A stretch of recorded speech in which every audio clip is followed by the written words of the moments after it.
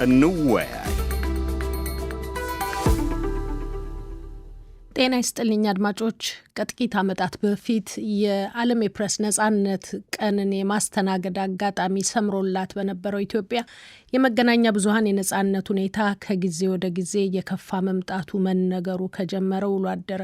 ዓለም አቀፉ የሰብአዊ መብቶች ተሟጋች ሁማን ራይትስ ዎች በቅርቡ ባወጣው ዘገባ ባለፈው ዓመት ነሐሴ ወር አንስቶ የኢትዮጵያ የጸጥታ ኃይሎች ገለልተኛ መገናኛ ብዙሃን ላይ የሚያደርጉት ጫና እንደገና ማገርሸቱን ጠቁሟል። ተቋሙ በዘገባው ጋዜጠኞች በዘፈቀደ እየታሰሩ መሆኑን በማመልከትም የጸጥታ ኃይሎች ከዚህ ድርጊታቸው እንዲቆጠቡ ጥሪውን አቅርቧል። የዶይቼ ቬለ 9 ዘጋቢዎች ለሳምንታት ታግደው መቆየታቸውን ባመለከተበት መግለጫው ደግሞ ዶይቼ ቬለ ላይ የደረሰው ጥቃት ገለልተኛው ፕሬስ ላይ የተደቀነ መጠነ ሰፊ ስጋት ነው ሲል አመልክቷል። ድንበር የለሽ የጋዜጠኞች ቡድን በበኩሉ በቅርቡ ኢትዮጵያ ውስጥ በርካታ ጋዜጠኞች መታሰራቸውን ጠቅሶ አሁንም 5 ጋዜጠኞች በእስር ላይ እንደሚገኙ አመልክቷል። ኢትዮጵያውያን ጋዜጠኞች ከመታሰር መታገዳቸው ባሻገር ለስደት የሚዳረጉም ጥቂት እንዳልሆኑ ነው መረጃዎች የሚያመለክቱት። ሁማን ራይትስ ዎች እንዲህ ያለው ጋዜጠኞች ላይ የሚደርሰው ጫና መንግስት ለገለልተኛ ምርመራና ለሂሳዊ ዘገባዎች ያለውን ጥላቻ ያሳያል ነው ያለው። በገለልተኝነት የሚንቀሳቀሱ መገናኛ ብዙሃን ስጋት እንዳንዣበበባቸው በሚነገርበት በዚህ ወቅት 7ኛውን ሀገራዊ ምርጫ ለማካሄድ ሀገሪቱ ዝግጅት ላይ መሆኗ ይታያል። የመገናኛ ብዙሃን ሁኔታና መጪው ምርጫ በኢትዮጵያ የዚህ ሳምንት የመወያያ ርዕሰ ጉዳያችን ነው። ለውይይቱ እንግዶች ጋብዘናል። እንግዶቼ ራሳችሁን እንድታስተዋውቁ እድል ልስጥ። ጋዜጠኛ ጥበቡ ካንተ ልጀምር። አመሰግናለሁ ሸዋዬ። ጥበቡ በለጠ እባላለሁ። ጋዜጠኛ ነኝ። አህዱ ሬዲዮና ቴሌቪዥንንም ደግሞ በስራ አስኪያጅነት እመራለሁ። አመሰግናለሁ። ጋዜጠኛ ጌታቸው ወርቁ እባላለሁ። በአራምቤ ራዲዮ ማኔጂንግ ዳይሬክተር ነኝ። አመሰግናለሁ። ጋዜጠኛ በላይ ላይማናይ እባላለሁ። የኢትዮ ኒውስ መስራችና ዋና አዘጋጅ። ያው በስደት ከሚገኙ ጋዜጠኞች አንዱ ነህ። ትክክል። አቶ ያሬድ ኃይለማርያም የሰብአዊ መብት አማካሪ በግል ካፓሲቲ ነው። በጣም አመሰግናለሁ ሁላችሁንም። በቅድሚያ በዚህ ርዕሰ ጉዳይ ላይ ለመወያየት ፈቃደኛ በመሆናችሁ።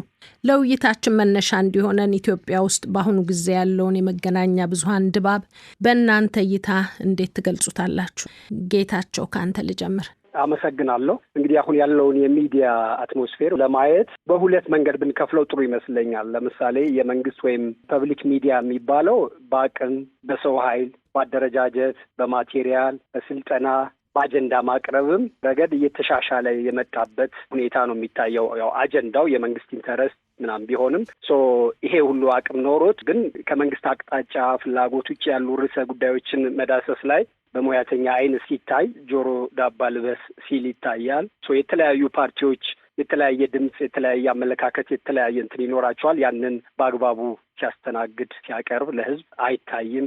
በአንጻሩ የግል ወይም የንግድ ሚዲያ የምንለው ደግሞ በአቅም ረገድ በጣም እየተዳከመ እየተዘጋ ከህትመትና ከአየር ላይ እየወረደ ያለ ነው። በሰው ኃይልም በማቴሪያልም በስልጠናም በአጀንዳ ማቅረብም እያሽቆለቆለ መጥቷል። ይሄ ብዙ ፋክተሮች ይኖሩታል። አንደኛው ከቀደም ሲል ጀምሮ በግል ሚዲያ ላይ የነበረውና አሁንም ያለው መንግስታዊ ጫና እንትን ያደረገው ጋዜጠኞች እንዲሰደዱ በነጻነት ተንቀሳቅሰው እንዳይሰሩ አሁን ያለው የጸጥታ ሁኔታ አስተማማኝ አለመሆንም እንደገና ሄዶ ደግሞ አሁን ጫናው እንዲሁ በመንግስት ትልልቅ መስሪያ ቤቶች በብሮድካስት ባለስልጣን ምናምን መሻሻሎች የግል ሚዲያውንም የማቀፍ ምን ማለት ቢታይም በታች ባሉ በወረዳ ደረጃ በዞን ደረጃ ያሉ ጋዜጠኛን እስከ መሰወር፣ ማሰር፣ ማሸማቀቅ ከፍ ያለበት ስለሆነ ይሄ ጫና አለበት። እንደገና ደግሞ በሌላ በኩል ሶሻል ሚዲያው ሜንስትሪም ሚዲያው ላይ ደግሞ የፈጠረው ጫና አለ። ይሄ ሁሉ ተደምሮ የግል ሚዲያው አሁን ቀደም ሲል እኔ እስከማውቀው ድረስ በህትመት ሚዲያም ቆይቻለሁ። የራሴ ጋዜጣም ነበረኝ። ከሰኞና ከሐሙስ ውጪ ሁሉም ቀናት ላይ የህትመት ሚዲያዎች ነበሩ። አሁን እስከማውቀው ድረስ ሪፖርተር የሮቡና የእሁዱ እና እንግሊዘኛው ፎርቹን ካፒታል ነው ያለው። አዲስ አድማስ ለረጅም ጊዜ ቆይቶ የነበረው ከህትመት ውጭ ሆኖ እንዲሁ በዲጂታሉ ለማዝገም እየሞከረ ይገኛል። በሬዲዮ ጣቢያዎችም በኩል እንደዚሁ የተሻለ አጫጭር ሞገድ ያላቸው እንትኖች ቢኖሩም በቴሌቪዥን አካባቢ ላይ እንደዚሁ እየወረዱ ከአየር ላይ ያለበት ሁኔታ ነው ያለው። ይሄን ይመስላል ባጭሩ። በጣም አመሰግናለሁ። ጥበቡ አንተስ እንዴት ነው የምታየው? አመሰግናለሁ። ያው በጥሩ ለመግለጽ ያህል እንግዲህ መልካም ጎኖችም የታዩበት ነበር። ቀደም ሲል መግባሽ ላይ እንደገለሹ ሸዋዬ አዲስ የመገናኛ ብዙኃን ሕግ እርቀቁና መጽደቁ በአንድ በኩል በጣም ጥሩ ነበረ። ከዛም ለዘመናት የሌሉ የሚዲያ ፖሊሲ የሚለውን ፖሊሲው በራሱ በጣም ጥሩ የሚባል ነበረ።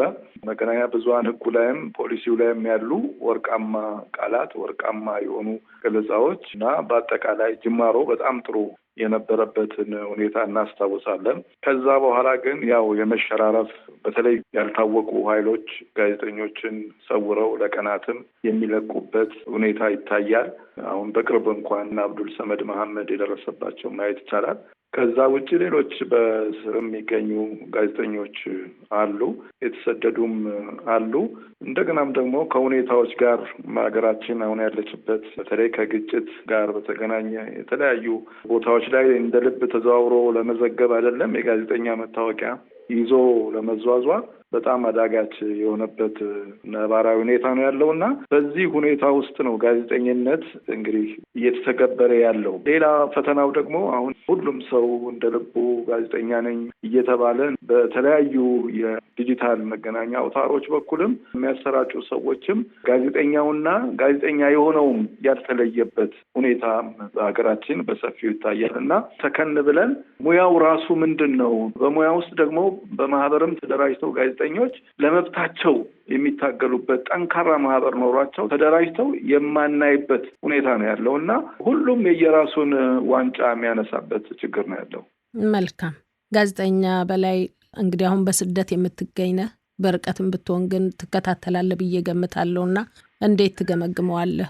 በጣም አመሰግናለሁኝ። እውነት ነው፣ በትክክል አሁን ከሙያ ጋር በተገናኘ በስደት ላይ ነው የምገኘው። በኢትዮጵያ ያለው አጠቃላይ የሚዲያ ድባብ ብልጭ ብሎ እንደገና በከፍተኛ ፍጥነት እየደበዘዘ እንደሚገኝ ነው የሚታየኝ።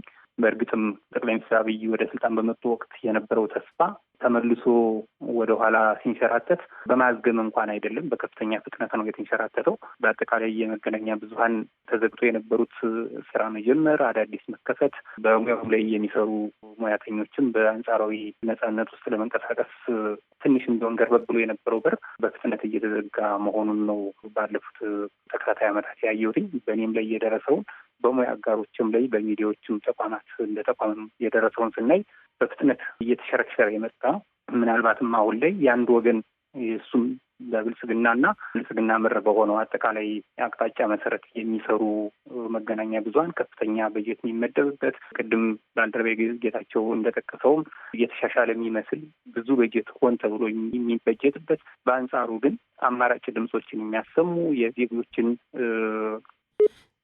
ተቋረጠ። እንግዲህ መልሰን እንዲገባ እንሞክራለን።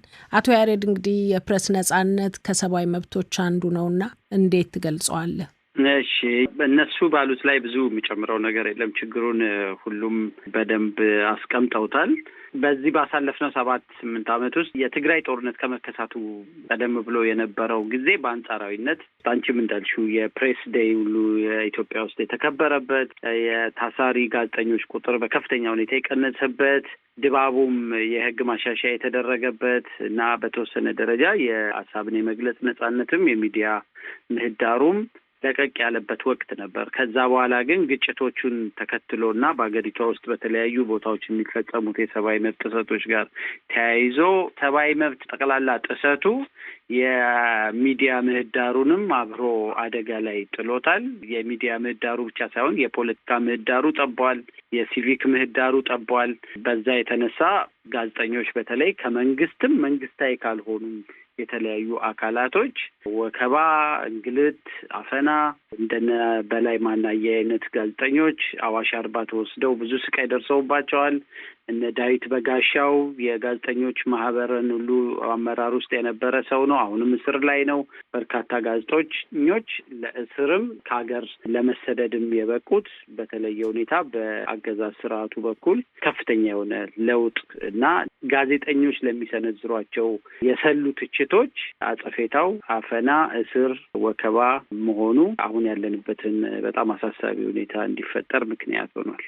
አመሰግናለሁ። እንግዲህ የሀገር ውስጥ መገናኛ ብዙሃን ለውጥ መጣ በተባለ ሰሞን ቀደም ብላችሁ እንደጠቃቀሳችሁት የተለያዩ ሀሳቦችን በሚያስተናግዱበት ወይም በነበራቸው ያዘጋገብ ነጻነት ላይ እንዳልሆኑ ነው የሚታየውና የሚወጡ ዘገባዎች ደግሞ ያንን ነው የሚያመላክቱት። ይህን ትዝብት የምትጋሩ ከሆነ ይህን ምን አመጣው ትላላችሁ? ጥበቡ ያንተን እንስማ። አመሰግናለሁ። እንደው አሁን ያሬድ ሲናገር አንድ ነገር ትዝ ብሎኝ ነው። ለውጡ አካባቢ ከተለያዩ ቦታዎች የነበሩ ያሬድን ጨምሮ ሰደው የነበሩ የሰብአዊ መብት ተሟጋቾች እንደገና እንደ ሂውማን ራይትስ ዎች እንደና አምነስቲ ኢንተርናሽናል እና ሲፒጄ አንድ ላይ ከኢትዮጵያ ጋዜጠኞች ጋር የተገናኙበት ጉባኤ ያደረግንበት እጅ ለእጅ ተያይዘን እንግዲህ ሁሉም ወደ ሀገር አይገባም ነበርና የዛን ጊዜ ተገናኝተው የተጨባበጥንበት የዘመርንበት ትዝ ይለኛል። ከዛ በኋላም ኢትዮጵያ ለአንድ ዓመት ያህል ጋዜጠኛ ያልታሰረባት ተብሎ ቅድም የገለጽሽው ዓለም አቀፉ የፕሬስ ቀን ሲከበር የዜናው ማሳያ የነበረው አንድም ጋዜጠኛ ለመታሰሩ ነበርና ከዛ በኋላ እንደተባለው ነገሮች እየተሸረሸሩ ጋዜጠኞችን የማይታወቁ ኃይላት እስር ቤት ሲወስዱ ከከተማ ወስደው ሌላ ክልል ላይ ሲያሳስሩ ጋዜጠኞች መብታቸው በተለያዩ ቦታዎች ሲጣስ ሲታይ ይህን የሚቆጣጠር አካል ከመንግስት በኩል ለምን ብሎ የሚሟገት አለመኖር አንዱ ችግር ነው። በሰብአዊ መብቶች ተቋማት ሁልጊዜ የጋዜጠኞች ችግር ሲገለጽ እና መግለጫም ሲወጣበት እናስተውላለን። እኔም በማህበር መሪ ነበርኩና ከማህበሩ አባላት ዳዊት በጋሻው ጀምሮ ጋዜጠኞች እየታሰሩ ሲመጡ ለዚህ የሚቆረቆር መንግስታዊ አካል አለመኖሩና ይሄን ለማረም ጥረት አለመደረጉ በጣም አሳሳቢ እና ፓርላማውም ሆነ ሌሎች አካላት ለጋዜጠኞች መብት የሚቆረቆር መንግስታዊ ተቋም አለመኖሩ ይመስለኛል በዋናነት። አመሰግናለሁ። ጌታቸው ትጋራለህ የጥበቡን ሀሳብ? ምንድን ነው እንግዲህ እዚህ ጋር አንደኛው የሚዲያ ሰው ወይም የሚዲያ ተቋማት የህዝብ ወኪል መሆናቸውን ያለ መቀበልም ነው። ምክንያቱም ይሄ ዝም ብሎ እንደ ማንኛውም እንደ አንድ ዘርፍ ብቻ የሚታይ አይደለም። መረጃ ሰብስቦ አሰናድቶ ዲስሚኔት የሚያደርግ የሚለቅ ሰዎችን የሚያወያይ ምን የሚል ነገሮች ከጠረጴዛ ዙሪያ አልፈው ወደ ግጭት እንዳያመሩ የሀሳብ መፋጨት እንዲኖር የተለያዩ ድምጾች እንዲደመጡ የሚያስችል ነው የሚዲያ ተቋም። ይሄ የሚዲያ ተቋም ከሁሉም በኩል ጥበቃ የሚያስፈልገው ነው። ከመንግስትም፣ ከግልም፣ ከፓርቲዎችም ጥበቃና የህዝብ ወኪል መሆኑን አለመቀበል ይታያል። ያ ሀገርንም ጎዳ፣ መንግስትንም ጎዳ። የሚዲያ ተቋሞቹን ደግሞ አሁን ጭራሽ ቅድም እንደተጠቀሰው ከዲጂታል ሚዲያው መምጣት ጋር ተያይዞ ይሄ ሲቲዝን ጆርናሊዝም ስማርትፎን የያዘ በሙሉ ራሱን የሚዲያ ሰው አድርጎ በሚሄድበት ሁኔታ ከፍ ያለ ሚና እንዳይወጣ፣ አጀንዳ ሴት እንዳያደርግ፣ ህዝብን እንዳያወያይ ምን እንዳይል እክል ፈጥሮ የሚዲያ ተቋማቱም የቁልቁለት ጉዞ ወይም ይሄ እድገት የሌለው ህልው ሆኖ ለመቆየት የሚፍጨረጨሩበትን ሁኔታ ፈጥሯል እና በዚህ ሁሉም አካል ተጎጂ ሆኗል። ዋይኔ መልካም። በላይ ተመልሷል። ትሰማኛለህ? በላይ ይሰማኛል። እንግዲህ ቅድም አንተም ለመጠቆም እንደሞከርከው የሀገር ውስጥ መገናኛ ብዙሃን ለውጥ መጣ በተባለበት ሰሞን በነበሩበት የተለያዩ ሀሳቦችን በሚያስተናግዱበት ያዘጋገብ ነጻነት ላይ እንዳልሆኑ ነው አሁን የምናየውና ምን አመጣው ትላላችሁ? ይሄንን ነው ዋናው ነጥብና ለምን ተለወጠ ትላለህ? አዎ በተወሰነ መልኩ ቀደም ሲል የተናገሩት ባልደረቦችም የሚያነሱትን ሰምቻለሁኝ። ከእነሱ ጋር የምጋራው ነገር ተቋማዊ አድርጎ በህግ ማዕቀፍ ውስጥ ዘለቄታ እንዲኖረው አለመስራት በቀላሉ ወደኋላ እንዲመለስ እና በመንግስት መዋቅር ውስጥ ያሉ ምናልባትም አንዳንድ ጊዜ የማይታወቁ የሚባሉ ግን ደግሞ የሚታወቁ በእስር ቤትም በነበረኝ ቆይታ የተረዳሁት ነገር ስለሆነ ሆን ተብሎ የሚታወቅ የመንግስት አካል ሳይሆን በመንግስት አካል ውስጥ የማይታወቁ መስለው ጉዳዩን እንዲፈጽሙ የሚመቻቹ ወገኖች የሚያደርሱትን ጉዳት በተደራጀ ሁኔታ ለመከላከል አለመሞከር፣ የህግ ማዕቀፉን በደንብ በተቋማዊ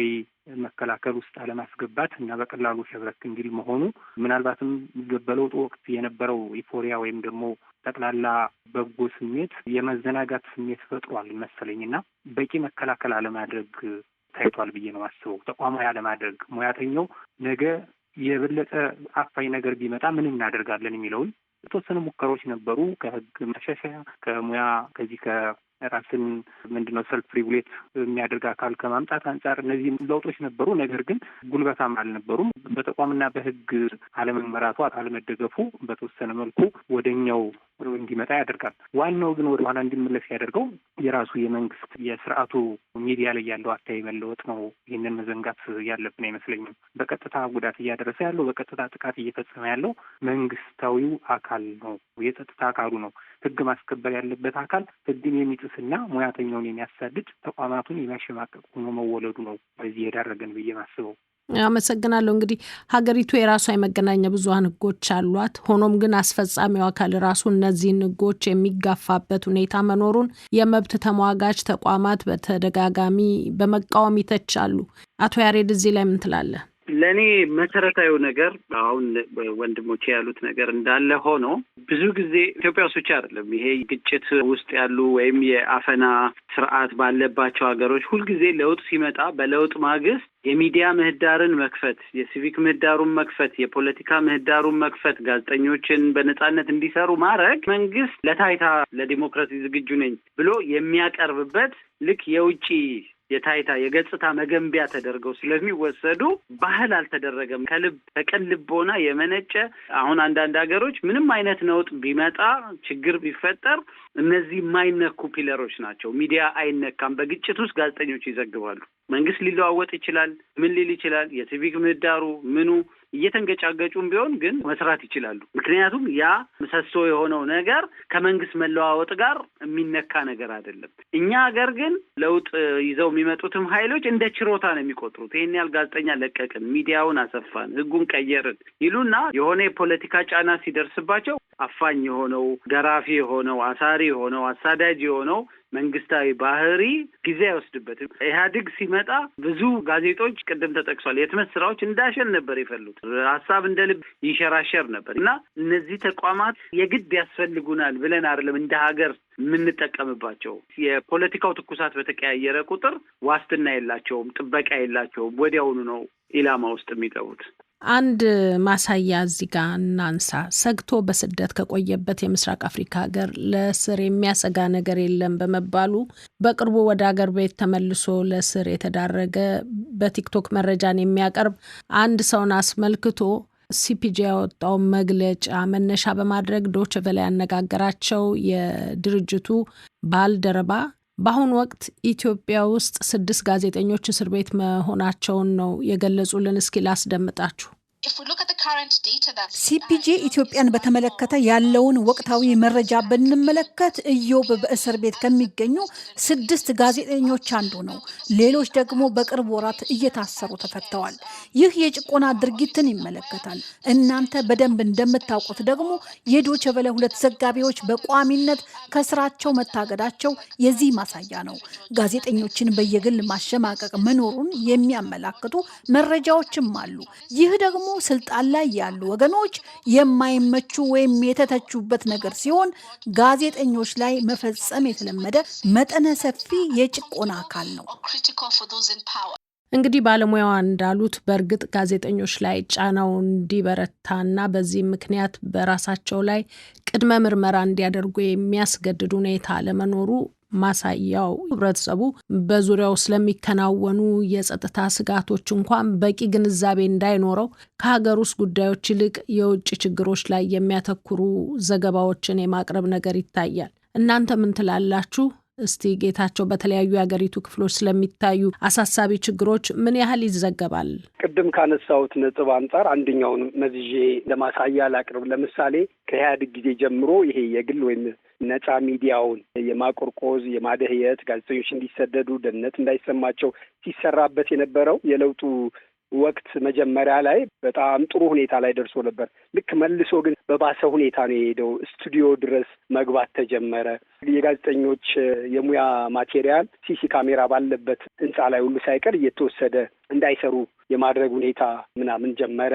ከዛ ጋዜጠኞች የሚታሰሩት ምን የሚሉት ቀደም ሲል ኮሚኒኬሽን ኦፊስ ትልልቅ ሚኒስትሮች በሚያውቁበት ሁኔታ ምላሽ ይሰጥ ነበር። ግን አሁን አንድ የወረዳ ባለስልጣን ቅድም ጥበቡ እንደገለጸው የሆነ ክፍለ ሀገር ወስዶ ሁሉ ሊያስር የሚችልበት ሁኔታ ሁሉ ነው እየተፈጠረ የሄደው። ከዛ ደግሞ ይሄ የሚዲያው መደህየት ምን ማለት ጋዜጠኞች እንኳን መረጃ ለማቅረብ እና የሌላውን መብት ለማስከበር መስራት ይቅርና የራሳቸውን መብት ማክበር ወደማይችሉበትና ለራሳቸው የሚፈሩበት ሰልፍ ሴንሰርሺፕ ውስጥ የሚገቡበት ሁኔታ ተፈጥሮ በዚህ አይነት ድባብ ውስጥ ነው ያለው። ጥበቡ፣ እስቲ አንተንም ሀሳብ እንስማ። ጥሩ እንግዲህ አሁን ባለው ሁኔታ የሀገራችን የሰላም እጦት በራሱ የፈጠረው ችግር አለ። እንደገና ሀገሪቱ ያለችበት የራሱ የፖለቲካ አወቃቀሩ እና ትርክቶቹ በሙሉ በተለይ ለጋዜጠኞች ምቹ ያልሆነ ድባብ ነው የፈጠረው። ምናልባት ወገንተኝነት እንዲመጣ ጋዜጠኞች በተገፉ ቁጥር ከሆነ አካል ጋር ሄደው የመቆም ሁኔታ ይታያል፣ ስደት ይታያል። እንደገና ደግሞ በውስጥ አሰራርም ሚዲያዎቻችን ራሳቸው በተለይ በሀገር ውስጥ ያሉት መፈተሽ ያስፈልጋል። ከባለቤትነት አንጻር ጠንካራ ለሚዲያ የተሰጡ ባለቤቶች ናቸው ወይ ያሉት? ሚዲያዎቹን የሚያንቀሳቅሱት ጋዜጠኞችን ፕሮፌሽናሊ ሙያተኝነትን እንዲሰሩ የሚያደርጉ ናቸው ወይ? ጠንካራ ናቸው ወይ? እነሱ ጋር ብዙ ጥያቄ ስላለ ማለት ነው። ከዛ ውጪ ጋዜጠኛው በራሱ ደግሞ ጠንካራ ማህበር የሚሞግት የሚጠይቅ እርስ በርሱ የሚገናኝበት መረብ አልመሰረተም። መብቱን የሚያስጠብቅበት መንገድ አልፈጠረም። ከዛ ውጪ በተለያዩ የኢትዮጵያ ክልሎች ውስጥ ተዘዋውሮ በመስራት የሚቻልበት ሁኔታ የለም። በተለያዩ የኢትዮጵያ ቦታዎች ስትዘዋወሪ ከወረዳ ወይም ቀበሌ አስተዳዳሪው ብቻ አይደለም፣ ዝም ብሎ መንገደኛውም ሊያስቆምሽ፣ ሊጠይቅሽ፣ እቃሽን ሊወስድ ይችላል። ስለዚህ እኛ ጋዜጠኞቻችንን አሁን በየቦታው የማንልክበት ሁኔታ ነው ያለው። ቁጭ ብለን ብዙ እንደዚህ አይነት ውይይቶች፣ ሙያዊ ውይይቶች በእጅጉ ያስፈልጋሉ። እነዚህ ውይይቶች ደግሞ ወደ ተግባር የሚለውጥ አካል በጣም በጣም አስፈላጊ የሆነበት አጣብቂኝ ሰዓት ውስጥ ነው ያለነው ነው። አመሰግናለሁ። በላይ እንደው ዘገባዎቹ ላይ አተኩረህ እስቲ ምን ትታዘባለህ? የሀገር ውስጥ ጉዳዮችን ከሀገር ውስጥ መገናኛ ብዙኃን ምን ያህል ይገኛሉ? ሸዋዬ በጣም አመሰግናለሁ። በጣም ቆንጆ ጥያቄ ነው። በኢትዮጵያ ውስጥ በጣም በየዕለቱ ተለዋዋጭና ከፍተኛ ሁነቶች ይፈጠራሉ። የሚዲያ ትኩረትን የሚፈልጉ የሚዲያ ዘገባን የሚፈልጉ የህብረተሰብ ችግሮች አሉ። በየቦታው ብዙ ጉዳዮች አሉ ሚዲያ አተኩሮ ሊሰራባቸው የሚገባ ነገር ግን በአሳዛኝ ሁኔታ በጣም በእጅጉ ያለ በቂ ዘገባ የሚታለፉ ወይም ደግሞ አንደር ሪፖርትድ ናቸው። በበርካታ የሀገሪቱ አካባቢዎች ያሉ ጉዳዮች በየዕለቱ የህዝብ ድምፅ ሳይሰማ የሚታለፍባቸው ናቸው።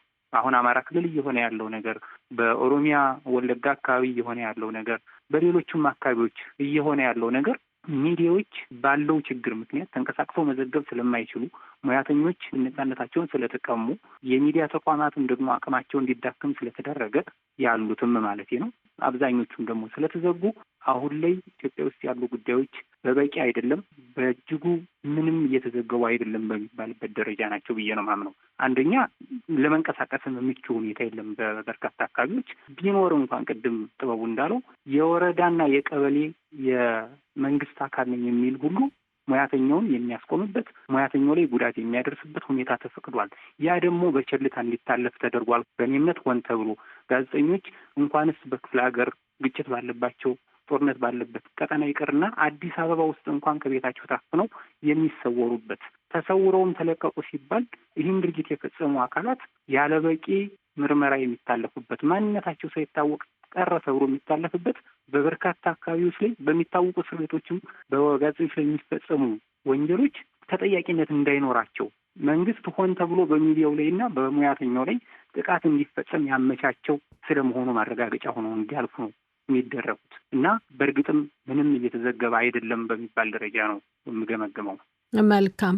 አቶ ያሬድ ሀሳብን በነጻነት መግለጽ፣ መረጃን ማካፈል የመሳሰሉት ነገሮች ከሰብአዊ መብት ጉዳይ ጋር በጣም የሚያያዙ ናቸውና ከዚህ አንጻር ኢትዮጵያ ውስጥ ጋዜጠኞች መብታቸውን ተጠቅመው ህጎቹ ላይ ተንተርሰው በትክክል መረጃዎችን የማቅረብ አቅማቸው ውስን ሲሆን ይሄን ከመብት አኳያ እንዴት ነው የሚታየው? ማን ነው ለዚህ ተጠያቂ የሚሆነው? ተጠያቂ የሚሆነው ምንም ጥያቄ የለውም። በዓለም አቀፍ ህግም በሀገሪቱ ህገ መንግስትም ሀሳብን የመግለጽ ነጻነት፣ የሚዲያ ነጻነት እንዲሰፋ ለጋዜጠኞች በቂ ጥበቃ ብቻ ሳይሆን ድጋፍ ጭምር የማድረግ ህገ መንግስታዊም ዓለም አቀፋዊ ግዴታም ያለበት መንግስት ነው። ስለዚህ መንግስት ምህዳሩን መጠበቅ ማስጠበቅ ብቻ ሳይሆን አቅም የማጎልበት ጥሩ ጋዜጠኞች፣ ጥሩ የሚዲያ ተቋማት በሀገሪቷ ውስጥ እንዲፈጠሩ ሁኔታዎችን የማመቻቸት ሙሉ ግዴታ ያለበት መንግስት ነው። ግን መንግስት ያንን ግዴታውን አለመወጣት ብቻ አይደለም፣ ከዛ አልፎ እስከ መጣስ አሁን በቅርብ ጊዜ እኮ እንዲሻሻል የተደረገውን የሚዲያ ህግ መመልከት ይቻላል። ደህና ሰፍቶ የነበረውን ሁላችንም ስንደሰትበት ስናመሰግን የነበረውን የህግ ማዕቀፍ መልሰው እንደገና የገዢው ፓርቲ ከፍተኛ ቁጥጥር ሊያደርግበት በሚችልበት መንገድ አርቢትራሪ የሆነ የዘፈቀደ እርምጃ መውሰድ እስከሚያስችለው ስልጣን በሚሰጥ መንገድ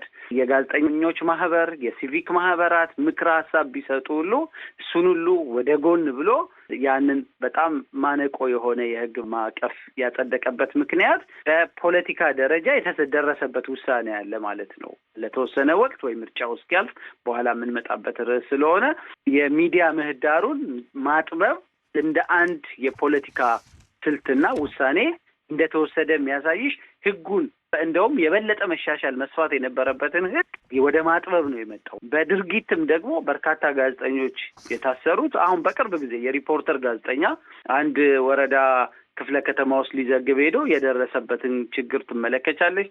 የኢቢሲ ጋዜጠኛ አንዲት ሴት በደል ደርሶብኛል አለች። ያ ታሪክ ውሸት እንኳን ቢሆን መመርመር ያለበት አግባብ ሌላ ሆኖ ሳለ ሙሉ የኢቢኤስ ሰራተኞች ባለቤቶቹንም ጭምር እስከ ማዋከብ ለተወሰነ ጊዜ ማሰር፣ አብዛኛዎቹ ጋዜጠኞች የሽብር ክስ ሁሉ ነው ጋዜጠኞች ላይ የሚቀርበው። እኔ የሽብር ችሎት ቀርቤ ጋዜጠኞች ሚዲያ ላይ በጻፉት ነገር ብቻ ሽብርተኛ ተብሎ የተከሰሱበት ሀገር ነው። ይሄ ልክ አይደለም ብዬ ፍርድ ቤት የሙያ ምስክርነት ስተብዬ ከፍተኛ ፍርድ ቤት የሽብር ችሎት ለጋዜጠኞች እንዴት አንድ ጋዜጠኛ በጻፈው ነገር ሽብርተኛ ተብሎ ይከሰሳል የሚል ክርክር ሙግት ሁሉ አድርጌያለሁ። እና ትልቁ ነገር የፖለቲካ አቋም ነው ይሄ እንጂ ዝም ብሎ ድንገት የተከሰተ ክስተት አይደለም። የውጭ ጋዜጠኞች ኢትዮጵያ ውስጥ መግባት አይችሉም። አንድ የፈረንሳይ ጋዜጠኛ በቅርቡ ገብቶ ሁለት ዓመት በፊት እስር ገጥሞታል። ከሱ ጋር የተገናኙ የፖለቲካ ሰው እስከ መገደል ደርሰዋል። አቶ በንቲ። ይሄ የሚያሳየው ምንድነው? መንግስት ኢንፎርሜሽን በተለይ ግጭት ያለባቸው አካባቢዎች ጋር ያሉ መረጃዎች እንዳይወጡ ቆርጦ ነው የተነሳው እና ይሄ በጋዜጠኞች ብቻ ላይ አይደለም። የሲቪክ ማህበራት፣ የሰብአዊ መብት ድርጅቶች ግጭት ያለባቸው አካባቢዎች ላይ ያሉ የሰብአዊ መብት ጥሰቶችን ሪፖርት እንዳታደርጉ ተብሎ ቃል በቃል ትዕዛዝ የተሰጣቸው የሰብአዊ መብት ድርጅቶች አሉ። በዛ የተነሳ አሁን አገሪቷ ውስጥ ከ2 ዓመት በፊት የነበሩ የሰብአዊ መብት ሪፖርት መጠኖች ቀንሰዋል። የሀገር ውስጥ የሰብአዊ መብት ድርጅቶች ሪፖርት እያደረጉ አይደለም። ምክንያቱም ማስፈራሪያ ተሰጥቷቸዋል። ለተወሰነ ወራትም እኔ የምመራውን ድርጅት ጭምር ተዘግተን ነው የተከፈትነው። ስለዚህ እንደ ፖሊሲ መንግስት መረጃን የማፈን የሚፈጸሙ የሰብአዊ መብት ጥሰቶች በአግባቡ እንዳይሰነዱና ህዝብም ዓለምም እንዳያውቃቸው የማድረግ ውሳኔ ስለወሰደ የዛ ውጤት ነው አሁን ጋዜጠኞች ላይ ይሄ ሁሉ ጫና እየደረሰ ያለው። እንግዲህ ሌላው የጋዜጠኝነት ስራ ኢትዮጵያ ውስጥ አስቸጋሪ እንዲሆን የሚያደርገው ከመንግስት ኃይሎች የሚመጣው ጫናና ወከባ ብቻ ሳይሆን ወቅታዊው የጸጥታ ሁኔታም በተጨማሪ ስራቸውን በአግባቡ እንዳያከናውኑ ተግዳሮት እንደሆነባቸው የሚገልጹ አሉ። ቀደም ብሎም ተነስቷል። በዚህ መሀል የጋዜጠኛው ህይወት ለአደጋ መጋለጡ ግልጽ ነው። እንዴት ነው በዚህ ውስጥ ስራ መስራት የሚቻለው? ተስፋ አለው ወይ ጥበቡ? እንግዲህ ያው ባለው ሁኔታ ውስጥ ትግሉ ይቀጥላል። ሙያ ነውና ወደኋላ የሚባል ነገር የለም። ያው ጋዜጠኞች እንግዲህ ትምህርት ውስጥም ለሙያው የሚሞትበት፣ ለሙያው የሚቆሰልበት፣ ለሙያው እስከ ጥግ የሚካሄድበት ስለሆነ ጋዜጠኞች በየትኛውም ሁኔታ ወደኋላ የሚሉበት አይደለም። ከሙያቸው ሊወጡ አይችሉም። ግን እንዴት አድርጎ አደጋውን ችግሩን ደግሞ መቀነስ ይቻላል የሚለው ሌላ ሙያዊ ውይይት ያስፈልገዋል። ስለዚህ ጋዜጠኝነት ሙያውን በስርዓት ሁሉም የህግ አካላት ሊረዱት ይገባል። ለምሳሌ ጋዜጠኞች ታሰሩና ፍርድ ቤት በሚቀርቡበት ሰዓት ያው በጻፉት ወይም ባቀረቡት ነው መቼም ጋዜጠኞች የሚከሰሱት፣ ሌላ አይደለም። ነገር ግን እንደገና ለምርመራ እየተባለ ቀጠሮ የሚሰጠው በፍጹም ትክክል አይደለም። ለምን?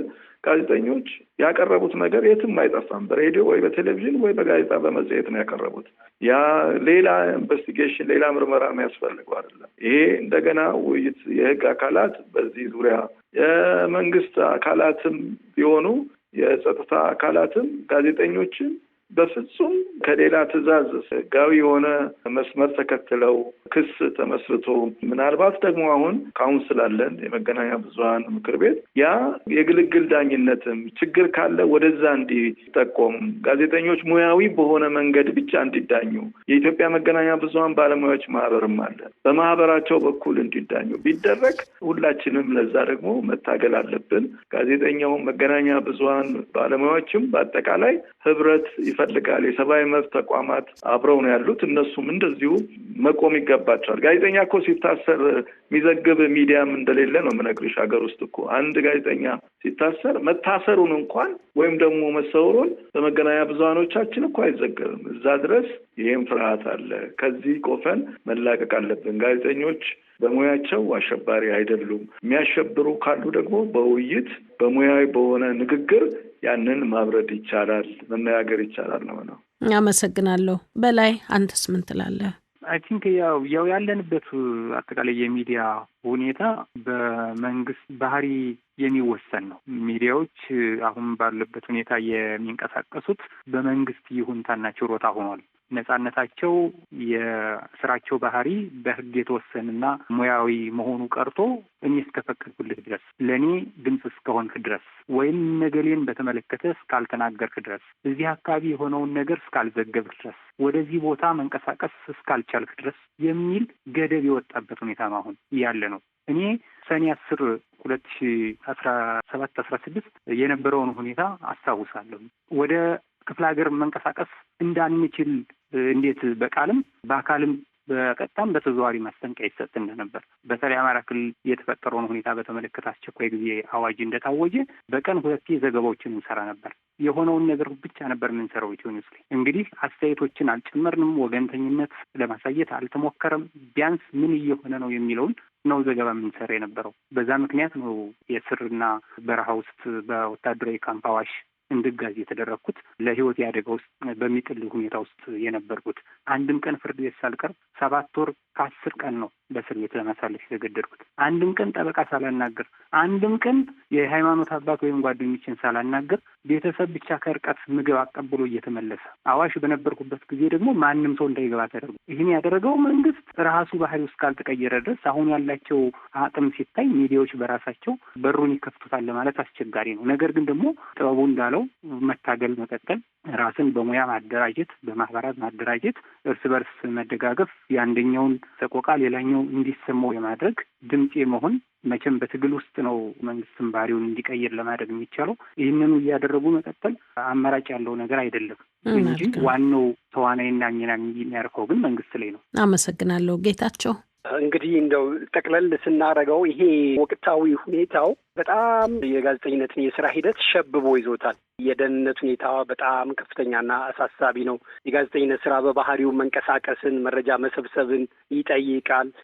ይሄንን በማድረግ ሂደት ላይ ብዙ ጋዜጠኞች ጉዳት ደርሶባቸዋል፣ ታስረዋል፣ ተሰውረዋል። አሁን በላይ እንደሚጠቅሰው እሱ ራሱ የዚህ አንድ ማሳያ ነው። ይሄ ሁሉ ባለበት ሁኔታ ላይ አንድ ሙያተኛን ወደዚህ ቦታ ሂደህ ስራ ማለት እንደ ኤዲተርም እንደ እንትንም ለመወሰንም ከባድ ጫና ይፈጠራል ማለት ነው። በራሱ በሚዲያ ተቋማት ውስጥ እነዛ ታዩት እውነቶች እያሉ ሪፖርተሮችን መላክ ከቤተሰብም ጫናው ከፍተኛ ነው። ከሙያ እንትንም ከአጠቃላይ ሁኔታው ያ ከባድ አድርጎታል። ከዛ ጥቅል ውጤቱ ሚዲያውን ራሱን ሸብቦ ሰልፍ ሳንሱር አድርጎ እዚቹ በከተማ ውስጥ ባለ ርዕሰ ጉዳይ ላይ ብቻ እንዲጫወት አስገዳጅ ሁኔታ ውስጥ እንደከተተው ነው የሚታየው። አመሰግናለሁ። እንግዲህ አቶ ያሬድ የመገናኛ ብዙሃንና የጋዜጠኛው የሙያ ነጻነት ማለት የግለሰቦች ጉዳይ አይደለም። መረጃ ለህዝብ ለህብረተሰብ በሚያቀርቡበት ሂደት ነው ለችግርም ለአደጋም የሚጋለጡት። ይሄ ነገር እንዴት ነው የሚታየው?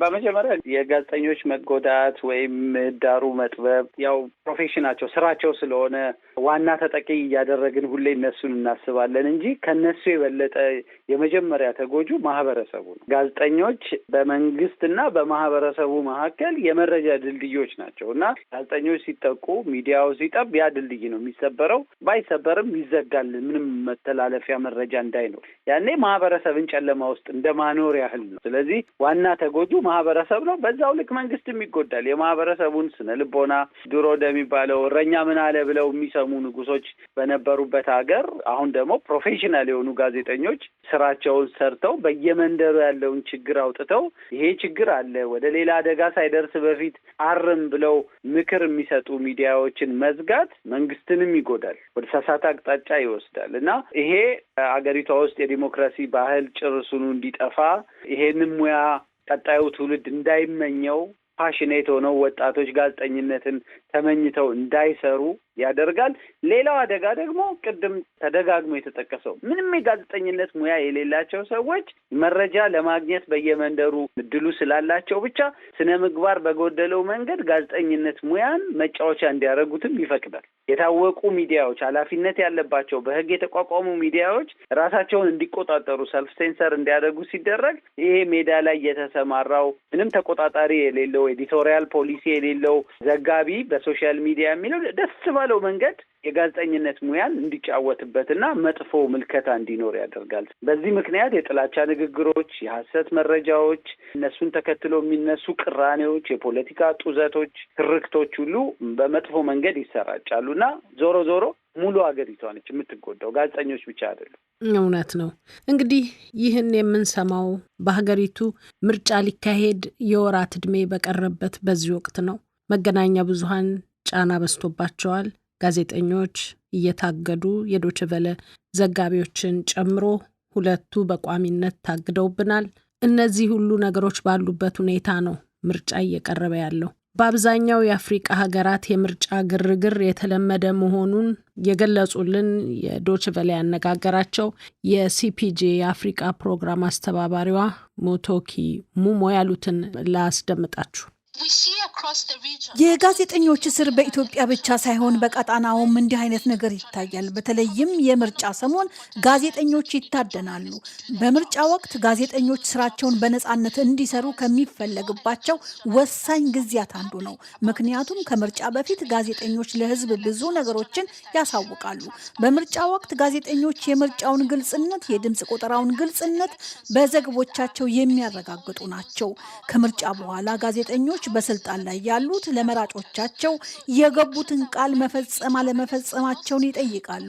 ስለዚህ ጋዜጠኞች በምርጫ ወቅት በጣም የሚፈለጉ ናቸው። ይሁንና በዚህ ክልል በምርጫ ሰሞን ጋዜጠኝነት አደጋ ላይ የሚወድቅበት፣ ባለስልጣናት ጋዜጠኞችን ለመገደብ የሚሞክሩበት ጊዜ መሆኑን አይተናል።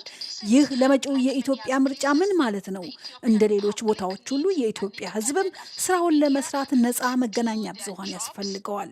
ኢትዮጵያ ውስጥ አሁን ባለንበት መንገድ ከቀጠለ፣ የቅድመ ምርመራ ድርጊቶች ከቀጠሉ፣ ጋዜጠኞች እንደ ሙስና ያሉ ድርጊቶችን ሲያጋልጡ ሊታሰሩ የሚችሉ ከሆነ በዚህ ወሳኝ ምርጫ ወቅት ሚዲያዎች ስራቸውን መስራት ይችላሉን የሚለውን ጥያቄ እንድናነሳ ያስገድደናል።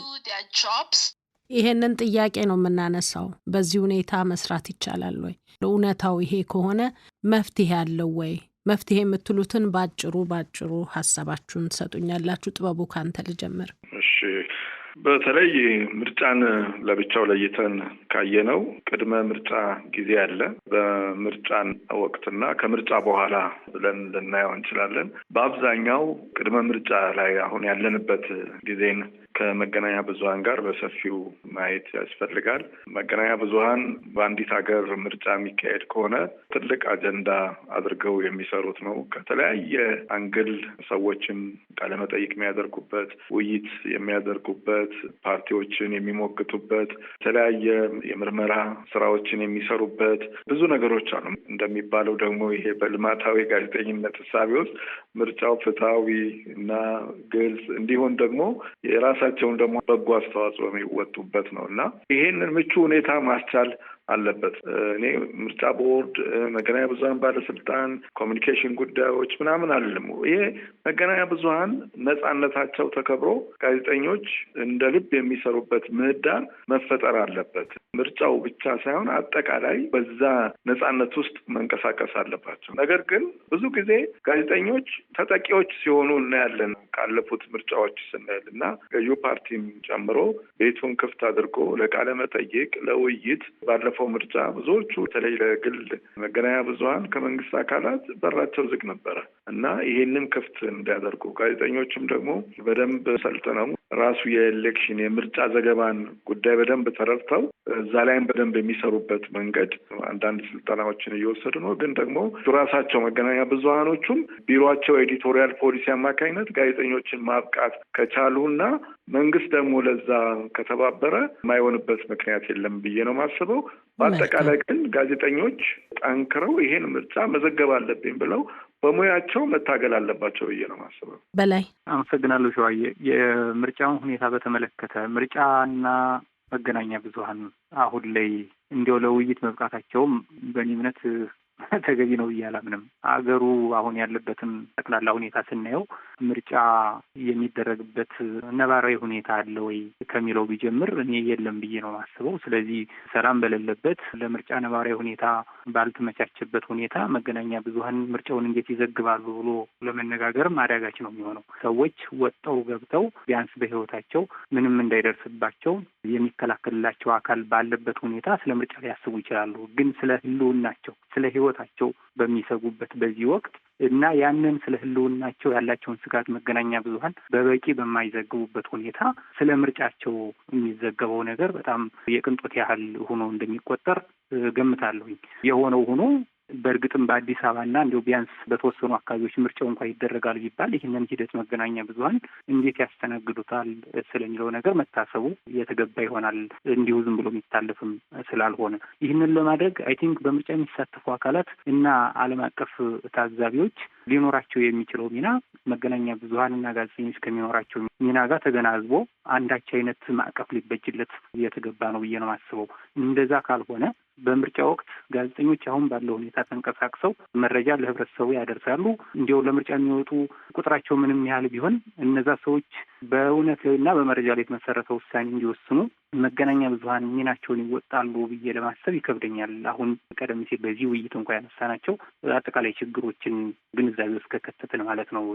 በጣም አመሰግናለሁ። ጌታቸው፣ አንተም የመፍትሄ የምትለውን ሀሳብ ስጠ።